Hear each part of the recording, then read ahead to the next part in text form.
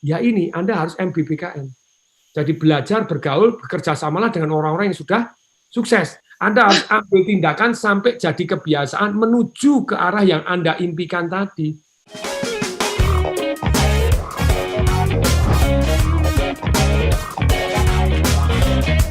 Mengingatkan Anda, barangkali banyak yang di masa-masa pandemi COVID-19 kemarin mungkin meratapi gitu ya, kayaknya hidup udah selesai banget gitu. Nah, pagi ini kita diingatkan mengenai 7 resep anti gagal.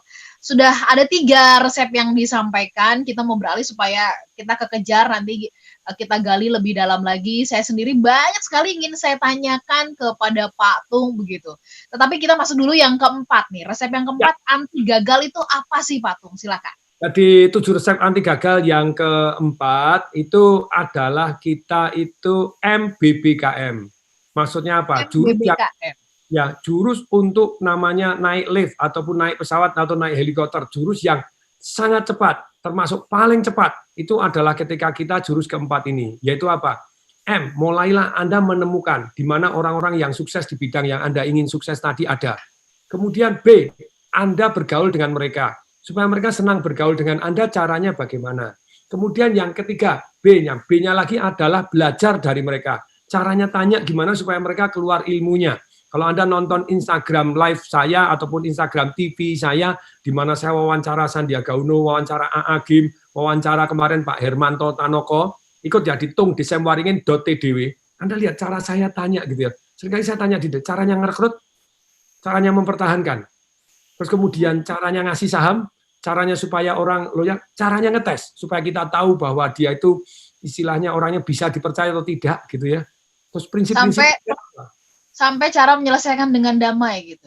Yes, jadi mengeluarkannya gimana misalnya begitu menyelesaikan dengan damainya. Saya tanya sangat detail untuk membongkar rahasianya dan MBBKM jurus keempat, bagaimana Anda menemukan orang-orang yang sukses, bagaimana supaya mereka mau bergaul. Pak Tong kok bisa atau bergaul dengan AA Gim, bisa sepedaan bareng diboncengin, kemana, pada waktu itu lagi ngetop-ngetopnya AA loh. Saya bilang ya karena AA Gimnya rendah hati sekali gitu. Jadi, kok Pak Tong bisa ketemu dan bergaul dengan Pak Hermanto Tanoko, bahkan akhirnya jadi partneran gitu ya. Dan kok bisa dengan yang punya Wilmar, caranya gimana. Nah, tapi sekali lagi ini, MBBKM.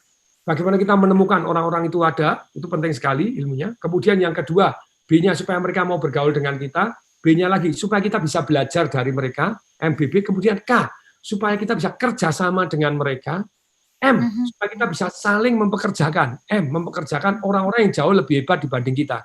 Kebayang nggak ketika Anda bangun rumah, Anda harus main sendiri, harus gambar dengan arsitek, Anda bukan tukang batu, lebih sukses itu bukan berarti hanya lebih kaya. Jadi ternyata orang-orang yang sukses, gitu ya, resep sukses anti gagal, kalau Anda sudah punya keyakinan tidak ada kata gagal, yang adanya sukses dan belajar, punya goal yang SPTM, kemudian punya alasan yang sangat kuat, ya ini Anda harus MBBKM. Jadi belajar, bergaul, bekerja samalah dengan orang-orang yang sudah sukses. Ini saya ngajar ini di Financial Revolution, ini detail sekali, nemukannya gimana, caranya apanya, bagaimana, supaya mereka senang dengan bergaul dengan kita, caranya bagaimana. Nah, MBBKM. Terus kemudian yang kelima, ini saya langsung genjot yang kelima ya Mbak Ola ya. Ya, yang kelima. Kalau suruh milih, misalnya 7 resep sukses anti gagal, 2 resep sukses anti gagal, 3 resep sukses, 5 resep sukses. Ujung-ujungnya cuma 1 doang yang saya pilih. Apa itu? Yaitu adalah take action until become habit toward your goal. Anda harus ambil tindakan sampai jadi kebiasaan menuju ke arah yang Anda impikan tadi. Goal Anda yang nomor 2 tadi apa? Pak Tung, kalau saya tidak punya goal, bisa nggak dengan megang satu ini? Bisa. Pak, saya tidak punya strategi, saya tidak pernah MBBKM. Saya yang keempat tidak punya, Pak, saya tidak pernah membebek kamu. Maksudnya membebek kamu itu bagaimana kita namanya bergaul dan belajar dari orang sukses. Dari orang yang sukses, oke. Ya, Anda enggak, tapi Anda sudah punya kebiasaan untuk jadi langsing, Anda tetap langsing. Anda punya kebiasaan membuat Anda kaya, Anda tetap kaya. Jadi Anda boleh tidak punya goal-nya, tapi kalau Anda punya kebiasaannya, Anda jadi kok. Ini penting sekali gitu ya. Jadi dalam kesempatan ini, jurus kelima ini yang paling penting. Anda take action. No action, nothing happen. Ya jarang-jarang sih kepengen kaya, jarang-jarang mendadak Anda diketokin rumah Anda, tok-tok-tok gitu. Mbak Ola, saya pengacara dari India. Dari India gitu loh. Ternyata Mbak Ola itu punya om orang India gitu kan, mungkin kan gitu ya. Itu ternyata si siapa itu yang partai yang ketua partai perempuan Grace Natali itu ternyata turunan India, lebih India daripada, tapi seru sekali. Misalnya diketok-ketok Mbak Ola, saya ini pengacara dari India, apa betul namanya Anda gini, terus kemudian setelah dikonfirmasi semua, oh ya, Anda ternyata punya om satu-satunya di India, itu kaya raya triliuner, dan mati mendadak enggak punya ahli waris, Anda satu-satunya ahli waris. Lumayan? Lumayan, tapi jarang terjadi gitu loh. Banyak yang Anda harus take action toward your goal. Kejar, boy, gitu ya. Jangan loyo-loyo, bangun, boy, semangat, boy, gitu ya. Jadi jurus kelima ini take action sampai jadi kebiasaan. Kalau Anda sudah kebiasaan, Anda tidak butuh motivasi. Saya ulangi, kalau sudah jadi kebiasaan, Anda tidak butuh motivasi. Bahkan kalau Anda sudah punya kebiasaan treadmill, kebiasaan push up, Anda tidak push up, Anda tidak treadmill, rasanya tidak enak. Ada yang kurang gitu ya, ada yang nggak lengkap gitu. Kurang gitu ya.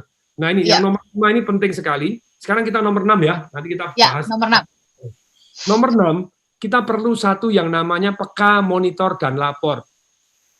PML, persiapan ML. Nah ini jurus ke-6, PML, persiapan ML. PML itu apa? Jadi peka, monitor, dan lapor. Jadi Anda peka tindakan Anda mana yang mengarah yang Anda inginkan.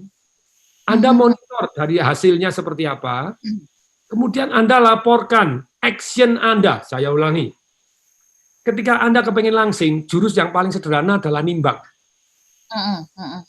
Jurus paling sederhana nimbang. Itu lebih dari segala motivasi yang lain. Kalau Anda punya habit nimbang, itu dites dari 3.000 sekian. Di buku saya Life Revolution ada yang tentang kesehatan. Itu orang 3.000 sekian wanita ditanya, kamu pengen langsing? Oh iya pengen. Jadi 3.000-nya ini pengen langsing semua. 18 bulan kemudian, ternyata orang-orang yang nimbang itu 5 kilo lebih ringan dibanding sebelumnya. Tapi yang tidak nimbang, walaupun dia kepengen langsing, tidak nimbang, tidak rutin nimbang setiap hari, orang-orang yang kepengen langsing nambah 2,5 kilo. Saya ulangi gitu ya. Yang kepengen langsing, tapi dia melakukan tindakan nimbang setiap hari, itu turun 5 kilo. Sedangkan yang kepengen langsing, tapi tidak nimbang, cuma kepengen tok 18 bulan kemudian naik 2,5 kilo. Jadi monitor ini penting, apalagi kalau Anda lapor. Kalau Anda, makanya kalau saya dulu talk show begini kan sering bawa ajudan saya, bawa GM saya. Pian turun 24 kilo, yang namanya Pak Dimas, itu sekarang sudah turun 17 kilo. Oke. Seru tau pada masuk ke berat badan dia, karena saya suruh lapor setiap hari. Lapor, timbanganmu mana? Lapor, saya tagih setiap hari. Ya, lapor itu memotivasi kita untuk akhirnya harus ada perkembangan dan pergerakan update tiap hari begitu ya Patung ya. Contohnya, jadi ketika Anda action, tentu saja action yang terbaik itu dipotong kecil-kecil kan gitu ya. Tadi dari nomor 5 untuk resep sukses anti gagal tadi adalah take action toward your goal. Take actionnya dibagi. Jadi goalnya masuk akal. Salah satu, Anda kepengen khatam Al-Quran gitu ya, atau kepengen membaca kitab suci Anda, karena kalau di Al-Quran kan judulnya nomor 1 kan Iqra, bacalah gitu ya. Tapi banyak orang mengaku beragama Islam tapi tidak pernah baca Al-Quran gitu ya. Jadi cuma dengar dari orang lain, cuma gini, jadi salah arti. Sama juga, orang ngaku Kristen juga tidak pernah baca kitab sucinya. Ya, kitab suci gimana sih gitu. Atau ya lumayan lah, saya sudah 4 putaran gitu ya. Tapi sekali lagi, GM saya itu pada waktu mau membaca kitab suci gitu ya, Kang Fuad sama Pak Diki M. Sidik. Bagaimana? Ya saya bilang kamu tentukan goal. Ternyata dia punya cara dibagi, dipotong. Pak ini lebih masuk akal dibanding baca setiap hari 1 juz itu lebih wajar. Share berikutnya nanti ya, share lagi ya caranya. Contohnya. Patung. Patung ditahan dulu.